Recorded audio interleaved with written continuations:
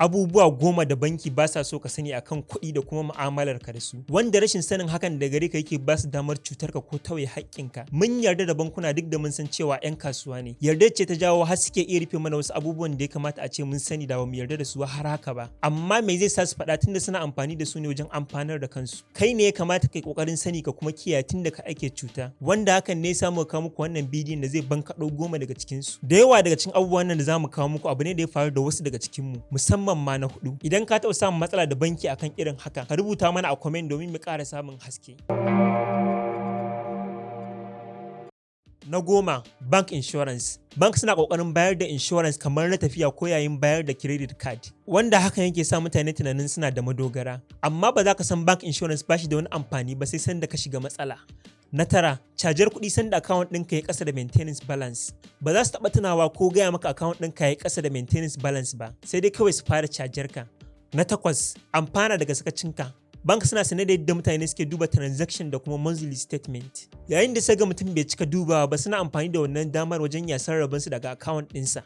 Na 7, ƙara siyan wani abu da katinka. In kana amfani da kati sosai wajen yin online order, wasu lokutan bank suna sane suke yin order biyu domin samu charges da yawa daga ciki. Na 6, tellers ba sa bincika bill. Ko kana tunanin banki suna da lokacin da su tsaya bincika kowanne bill? Suna bincikawa ne kawai a lokacin da aka samu matsala. Mun san kuna tare da mu, don Allah me zai hana ku yi mana like da subscribe a yanzu haka. Mun gode, mun san za ku yi. Mu kuma mun yi alƙawarin kawo muku bidiyoyi da su gamsar da ku duk ranar Juma'a insha Allah. Na 5, fatan a samu matsala. Banki ba suna baka interest free credit card bane saboda son taimako. Suna baka ne tare da fatan za a samu matsala da za ka kasa biya a kan lokaci domin samu damar cajar ka wasu kuɗaɗen.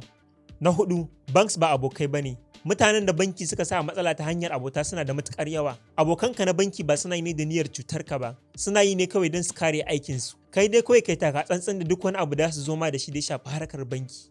Na 3, bashin banki. Biyan bashin banki da wuri kafin lokacin da ka ɗauka na biya zai iya jawo wasu ƙara ma caji. Sun fi son ka yi jinkirin biya ma domin su ƙara samun interest da yawa a kai. Hakan ne sa suka ba wa waɗanda suke ɗaukar lokaci kafin su biya. Na 2, ƙin bayar da rate ɗin da suka yi talla a kai. Banki za su yi tallar rate daga baya kuma su canja shi. Sabida ka fi kyau ka tsaya kai nazarin tallar rate da kyau kafin ka nema. Na 1, mu'amalarka da banki ɗaya ba zai baka kariya ba. Kar ka yi tsammanin daɗewarka da hulɗa da banki ɗaya za ta sa su yi ma abin da ya kamata ba tare da ka tambaya ko ka nemi ba'asi ba. Abubuwa 10 kenan. Shin ka taɓa samun babbar matsala da banki? Rubuta mana a comment don mu ƙara samun haske. Don Allah ka yi sha ga wanda ka san zai amfana. Sannan ka yi mana like da subscribe in baka yi ba. Mun gode, bisalam.